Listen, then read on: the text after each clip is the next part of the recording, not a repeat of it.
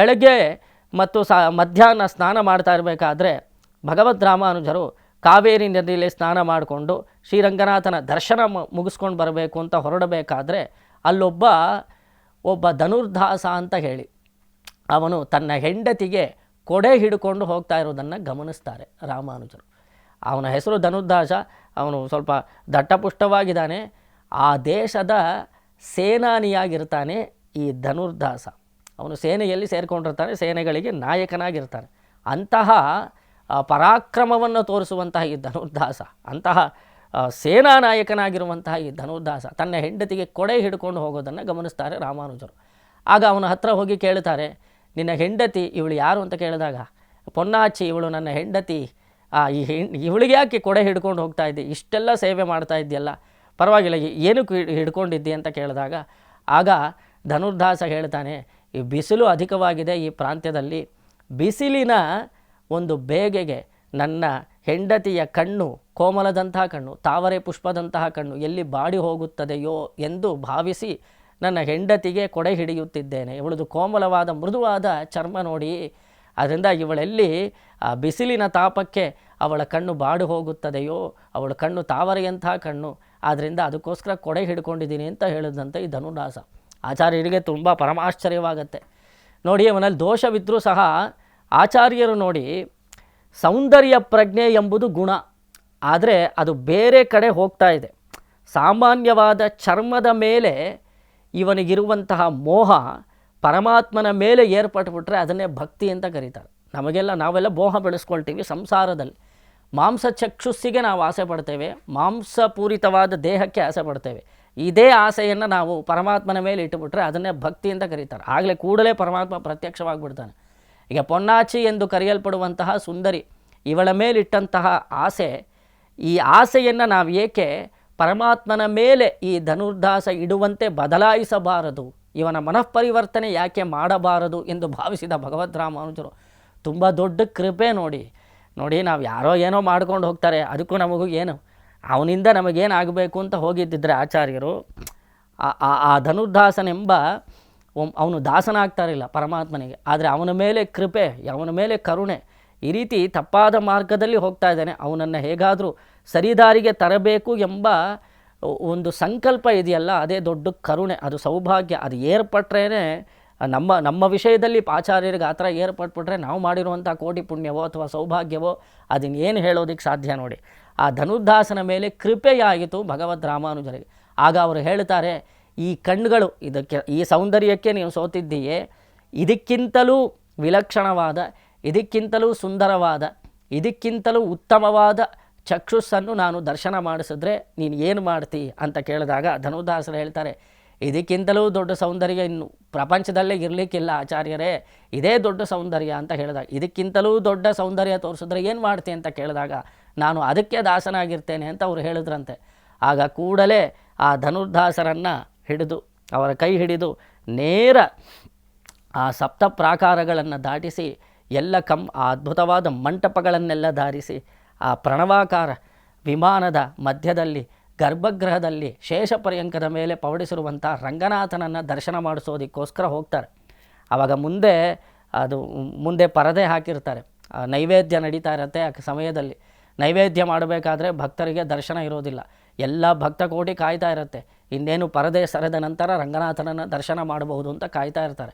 ಆ ಸಮಯದಲ್ಲಿ ರಾಮಾನುಜರು ಈ ಧನುರ್ದಾಸನಿಗೆ ಕೆಲವು ಮಂತ್ರಗಳನ್ನು ಉಪದೇಶ ಮಾಡಿ, ಕೆಲವು ವಿಷಯಗಳನ್ನು ಹೇಳಿ, ಪ್ರಬಂಧಗಳನ್ನು ಹೇಳಿ, ಅವನ ಮನಸ್ಸಿನಲ್ಲಿ ಇದ್ದಂತಹ ಕೆಲವು ದೋಷಗಳನ್ನೆಲ್ಲ ನಿವಾರಣೆ ಮಾಡಿ, ಸದುಪದೇಶ ಮಾಡಿ, ಈಗ ರಂಗನಾಥನ ದರ್ಶನ ಏರ್ಪಡತ್ತೆ, ರಂಗನಾಥನ ಕಣ್ಣನ್ನೇ ನೀವು ದರ್ಶನ ಮಾಡು, ಅದಕ್ಕಿಂತಲೂ ಉತ್ತಮವಾದ ಸೌಂದರ್ಯ ಮತ್ತೊಂದಿಲ್ಲ ಎಂದು ಹೇಳಿ ಆಚಾರ್ಯರು ತೋರಿಸೋದಕ್ಕೋಸ್ಕರ ನಿಂತಿದ್ದಾರೆ. ಆ ಸಮಯದಲ್ಲಿ ದ್ವಯಮಂತ್ರವನ್ನು ಉಪದೇಶ ಮಾಡಿ, ಈಗ ನೋಡು, ಈ ದ್ವಯಮಂತ್ರವನ್ನು ಅನುಸಂಧಾನ ಮಾಡುತ್ತಲೇ ರಂಗನಾಥನನ್ನು ದರ್ಶಿಸು ಎಂದು ಆಚಾರ್ಯರು ಹೇಳಿಕೊಟ್ಟಿರ್ತಾರೆ. ಇನ್ನೇನು ನೈವೇದ್ಯವೆಲ್ಲ ಮುಗಿದ ನಂತರ ಪರದೆ ಸರಿಯತ್ತೆ. ಆಗ ಅರ್ಚಕ ಸ್ವಾಮಿ ರಂಗನಾಥನಿಗೆ ಆರತಿ ತೋರಿಸ್ತಾರೆ. ಆರತಿ ತೋರಿಸಬೇಕಾದ್ರೆ ದೀಪದ ಬೆಳಕಿನಲ್ಲಿ ರಂಗನಾಥನ ನೇತ್ರ ಧನುರ್ದಾಸರಿಗೆ ಅದ್ಭುತವಾಗಿ ಕಾಣಿಸತ್ತೆ. ನೀಂಡ ಪೆರಿಯವಾಯ ಕಣ್ಗಳ್ ಎನ್ನೈ ಪೇಯ್ದಮೈ ಸೈದನವೇ ಎಂದು ಆಳ್ವಾರರೆಲ್ಲ ಕೊಂಡಾಡುವ ರೀತಿಯಲ್ಲಿ ತಸ್ಯ ಯಥಾ ಕಪ್ಯಾಸಂ ಪುಂಡರೀಕಮೇವ ಅಕ್ಷಿಣೀ ಎಂದು ಆ ಉಪನಿಷತ್ತೇ ಯಾವ ಕಣ್ಗಳನ್ನು ಕೊಂಡಾಡತ್ತೋ ಆ ರೀತಿ ತಾವರೆಯ ದಳದಂತಹ ಅಪ್ರಾಕೃತಮಯವಾದ ಸೌಂದರ್ಯದಿಂದ ಕೂಡಿದಂತಹ ಆ ದಿವ್ಯಮಂಗಳ ವಿಗ್ರಹದಲ್ಲಿ ಶೋಭಾಯಮಾನವಾಗಿರುವಂತಹ ಕರುಣೆಯೇ ತುಂಬಿದಂತಹ ಕಣ್ಗಳನ್ನು ದರ್ಶನ ಮಾಡ್ತಾನೆ ಧನುರ್ದಾಸ. ಆಗ ಆ ಅತಿಶಯವಾದ ಸೌಂದರ್ಯಕ್ಕೆ ತಾನು ಸೋತು ಇಷ್ಟು ದಿನ ನಾನು ಪ್ರಾಕೃತವಾದ ದೇಹಕ್ಕೆ ಆಸೆ ಪಡ್ತಾ ಇದ್ದೆ, ಪ್ರಭು ಆಚಾರ್ಯರ ಕೃಪಾವಶಾತ್ ನನಗೆ ಈ ನಿರತಿಶಯವಾದ ಸೌಂದರ್ಯದ ದರ್ಶನವಾಯಿತು. ಇಂತಹ ಆಧ್ಯಾತ್ಮಿಕವಾದ ಒಂದು ಸುಖವನ್ನು ನಾನು ಯಾವತ್ತೂ ಅನುಭವಿಸಿದ್ದೇ ಇಲ್ಲ. ಇನ್ನು ಮೇಲೆ ನಾನು ರಂಗನಾಥನಿಗೆ ದಾಸನು ಎಂದು ಹೇಳಿ ಆಚಾರ್ಯ ರಾಮಾನುಜರ ಪಾದಕ್ಕೆ ನಮಸ್ಕಾರ ಮಾಡಿ ರಂಗನಾಥನಿಗೆ ಶರಣಾಗತಿ ಮಾಡಿದನು. ಆಗನಿಂದ ಆಚಾರ್ಯರಿಗೆ ಪ್ರಧಾನ ಶಿಷ್ಯನಾಗಿ ಧನುರ್ದಾಸನಿದ್ದ. ಪ್ರತಿನಿತ್ಯ ಆಚಾರ್ಯರು ಕಾವೇರಿ ನದಿಯಲ್ಲಿ ಸ್ನಾನ ಮಾಡಿದ ನಂತರ ಈ ಧನುರ್ದಾಸನ ಹೆಗಲ ಮೇಲೆ ಕೈಯನ್ನಿಟ್ಕೊಂಡು ಬರ್ತಾಯಿದ್ರಂತೆ ದೇವಸ್ಥಾನಕ್ಕೆ. ನೋಡಿ, ಧನುರ್ದಾಸರು ಜಾತಿಯಲ್ಲಿ ಹೀನರು, ಬ್ರಾಹ್ಮಣ ಜಾತಿಯವರಲ್ಲ. ಆದರೆ ಆಚಾರ್ಯ ರಾಮಾನುಜರು ಬ್ರಾಹ್ಮಣರು, ಅವರು ಅದು ಮೇಲೆ ಸನ್ಯಾಸಿಗಳು. ಅವರು ಕಾವೇರಿಯಲ್ಲಿ ಸ್ನಾನ ಮಾಡಿದ ನಂತರ ಜಾತಿಹೀನನಾದ ಈ ಧನುರ್ದಾಸನ ಹೆಗಲ ಮೇಲೆ ಕೈ ಹಾಕ್ಕೊಂಡು ಹೋಗ್ತಾ ಇರ್ತಾರೆ ರಂಗನಾಥನ ದರ್ಶನಕ್ಕೆ. ಅಲ್ಲಿದ್ದಂತಹ ಬ್ರಾಹ್ಮಣರಲ್ಲಿ ಒಂದು ಅಸೂಯೆ ಬಂದ್ಬಿಡುತ್ತೆ. ಇದೇನು, ನಾವೆಲ್ಲ ಇರಬೇಕಾದ್ರೆ ಇವನು ಧನುರ್ದಾಸರ ಹೆಗಲ ಮೇಲೆ ಇವರು ಕೈ ಹಾಕ್ಕೊಂಡು ಹೋಗ್ತಾರಲ್ಲ, ಇದು ಏನಿದು, ಈ ರೀತಿ ಉಂಟೋ ಅಂತೆಲ್ಲ ಅಲ್ಲಿ ಶಿಷ್ಯರಲ್ಲೇ ಒಂದು ಅಸೂಯೆ ಬಂದುಬಿಡತ್ತೆ. ಆಗ ಇವರಿಗೆಲ್ಲ ಬುದ್ಧಿ ಕಲಿಸ್ಬೇಕು ಅಂತ ಭಗವದ್ ರಾಮಾನುಜರು ಒಂದು ಲೀಲೆ ಮಾಡ್ತಾರೆ. ಅದೇನು ಅಂದರೆ, ಅವರು ಮಠದಲ್ಲಿ ಈ ಶಿಷ್ಯರೆಲ್ಲ ತಾವೇ ಬಟ್ಟೆ ಒಗೆದು ಬಟ್ಟೆ ಒಣಗಿ ಹಾಕಿರ್ತಾರೆ. ಒಂದು ದಿನ ಏನು ಮಾಡ್ತಾರೆ, ಒಬ್ಬ ಶಿಷ್ಯರನ್ನು ಆಚಾರ್ಯರು ಕರೆದು ಆ ಬಟ್ಟೆಗಳನ್ನೆಲ್ಲ ನೀವು ತಗೊಂಡು ಹೋಗಿ ಒಂದು ಕಡೆ ಬಚ್ಚಿಡಿ, ಶಿಷ್ಯರಿಗೆ ಬಟ್ಟೆ ಕಾಣಿಸ್ಬಾರ್ದು, ಆ ರೀತಿ ಮಾಡಿ ಅಂತ ಹೇಳ್ತಾರೆ. ಆ ವ್ಯಕ್ತಿ, ಆ ಶಿಷ್ಯ ಹೋಗಿ ಬಟ್ಟೆಗಳನ್ನು ಬಚ್ಚಿಡ್ತಾನೆ. ಶಿಷ್ಯರು ಬಂದು ನೋಡ್ತಾರೆ, ಯಾರ ಬಟ್ಟೆನೂ ಕಾಣಿಸೋದಿಲ್ಲ. ಅವರಲ್ಲಿ ಏನು ಅಂದರೆ ಸಂದೇಹ, ಒಬ್ಬರ ಬಟ್ಟೆ ಒಬ್ಬರು ಕದ್ದ ಅಂತ ಹೇಳಿ, ನನ್ನ ಬಟ್ಟೆ ನೀನು ಕದ್ದೆ, ನಿನ್ನ ಬಟ್ಟೆ ನಾನು ಕದ್ದೆ ಅಂತ ಒಬ್ಬರಲ್ಲೂ ಗದ್ದಲ ಜಗಳ ಎಲ್ಲ. ಅವರವ್ರು ಬೈತಾರೆ, ನನ್ನ ಬಟ್ಟೆ ಕದ್ದಿದ್ದಕ್ಕೆ ನೀನು ಧಿಕ್ಕಾರವಾಗಿರಲಿ ಅಂತ ಅವರವರು ಬೈಕೊಳ್ತಾರೆ. ಆ ರೀತಿ ನಡೆಯುತ್ತೆ. ಮತ್ತೆ ಒಂದಿನ ಬಟ್ಟೆ ಕಾಣಿಸತ್ತೆ, ಆಮೇಲೆ ಅವರು ಅದನ್ನೆಲ್ಲ ಉಟ್ಕೊಳ್ತಾರೆ. ಆದರೆ ಬಟ್ಟೆ ಕಾಣದೇ ಇದ್ದಾಗ ಅವರು ಒಬ್ಬರನ್ನು ಮತ್ತೊಬ್ಬರು ಬೈಕೊಳ್ಳೋದನ್ನು ರಾಮಾನುಜರು ನೋಡ್ತಾರೆ. ಸರಿ, ಸಮಯ ಕಾಯ್ತಾರೆ ಇವ್ರಿಗೆ ಬುದ್ಧಿ ಕಲಿಸಬೇಕು ಅಂತ ಹೇಳಿ. ಒಂದು ದಿನ ಏನು ಮಾಡ್ತಾರೆ, ಭಗವತ್ ರಾಮಾನುಜರು ಹೋಗಿ, ನೋಡಿ ನಮ್ಮಲ್ಲಿ ಈಗ ನಿಧಿಯಲ್ಲಿರುವಂಥ ನಾವು ಮಠಕ್ಕೆ ಏನೇನು ವಿನಿಯೋಗ ಮಾಡ್ತಾಯಿದ್ವು, ನಾವು ಪ್ರತಿನಿತ್ಯ ಅನ್ನ ಸಂತರ್ಪಣೆ ಮಾಡ್ತೀವಿ ಮಠದಲ್ಲಿ, ಈ ಮಠ ನಡೆಸೋದಕ್ಕೋಸ್ಕರ ನಮ್ಮಲ್ಲಿದ್ದಂತಹ ನಿಧಿಯೆಲ್ಲ ಇವಾಗೆಲ್ಲ ಖಾಲಿ ಆಗಿಬಿಟ್ಟಿದೆ, ನಿಧಿಯೆಲ್ಲ ವ್ಯಯವಾಗಿಬಿಟ್ಟಿದೆ.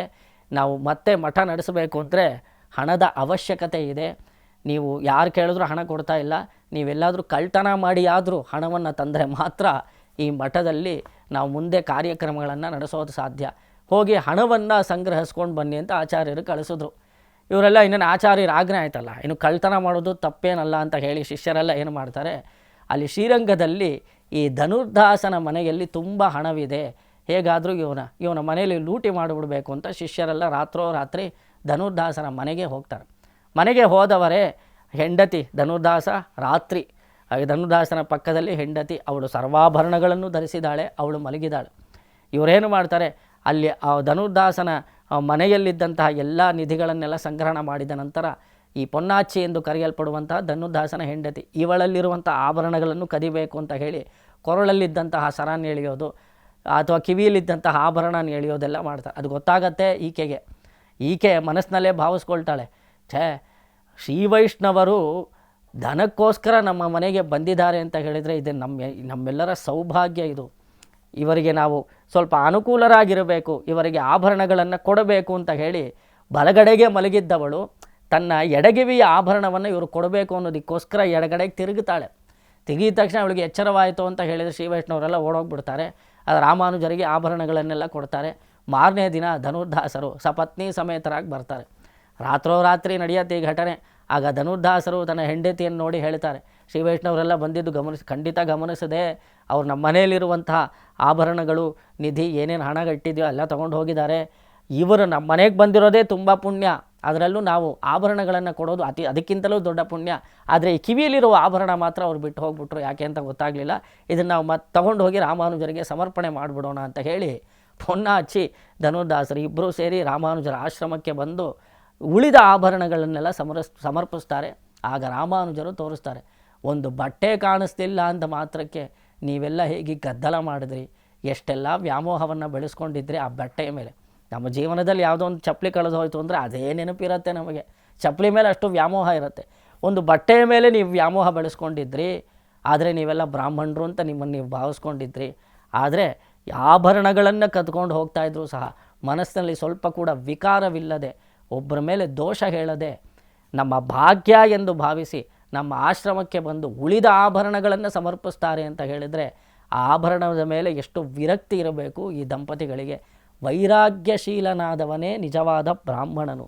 ಇವರಲ್ಲಿರುವಂತಹ ವೈರಾಗ್ಯ ನಿಮ್ಮಲ್ಲಿಲ್ವಲ್ಲ, ಅದನ್ನು ತೋರಿಸೋದಕ್ಕೋಸ್ಕರ ಈ ರೀತಿ ನಾನು ನಡೆದುಕೊಂಡೆ ಎಂದು ರಾಮಾನುಜರು ಧನುರ್ದಾಸರ ಅತಿಶಯವಾದ ವೈರಾಗ್ಯವನ್ನು ಇಲ್ಲಿ ನಿರೂಪಣೆ ಮಾಡಿ ತೋರಿಸ್ತಾರೆ. ಆ ರೀತಿ ವಿರಕ್ತಿಯನ್ನು ಬೆಳೆಸ್ಕೊಂಡವನೇ ನಿಜವಾದ ಬ್ರಾಹ್ಮಣ ಎಂದು ಭಗವದ್ ರಾಮಾನುಜರು ತೋರಿಸ್ತಾರೆ. ಅಲ್ಲಿದ್ದಂತಹ ಶಿಷ್ಯರೆಲ್ಲ ಹೇಳ್ತಾರೆ, ಈ ಧನುರ್ದಾಸರಿಗೆ ಈ ವೈರಾಗ್ಯ ಎಲ್ಲಿಂದ ಬಂತು? ವೈರಾಗ್ಯ ಅಂದ್ರೇನು? ಭಗವಂತನ ಸೌಂದರ್ಯದಲ್ಲಿ ಈಡುಪಡುವುದೇ ವೈರಾಗ್ಯ. ನೀವು ಸರಿಯಾಗಿ ಗಮನಿಸಬೇಕು. ಲೌಕಿಕವಾದ ವಿಷಯದಲ್ಲಿ ಆಸಕ್ತಿ ತೋರಿಸದೆ ಭಗವದ್ ವಿಷಯದಲ್ಲಿ ತೋರಿಸೋದು.